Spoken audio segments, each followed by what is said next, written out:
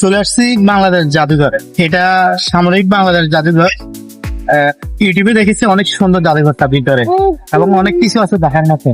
তাই আজকে সকলকে নিয়ে আমার পরিবার ছোট বাচ্চাদেরকে নিয়ে চলে আসলাম আজকে সামরিক জাদুঘর দেখার জন্য। আর একটা সাথে যে একটা ইয়েটা দিচ্ছে সেটা ভিতরে গেলে দেখা যাবে এটা কি। আসলে এখনো আমি ফার্স্ট সামরিক জাদুঘর 2 দিন আসছে, এর আগে কিন্তু বন্ধ, তাই দেখতে পারিনি। আসছি কিন্তু আসার পরে খোলা দেখতেছি, এটা আমাদের ভাগ্য ভালো। আর বাইরে বৃষ্টি হতেছে কিন্তু সমস্যা নেই, বৃষ্টি হইলো ভিতরে গিয়ে দেখা যাবে। দেখা এটা হচ্ছে জাদুঘরের প্রবেশ পথ।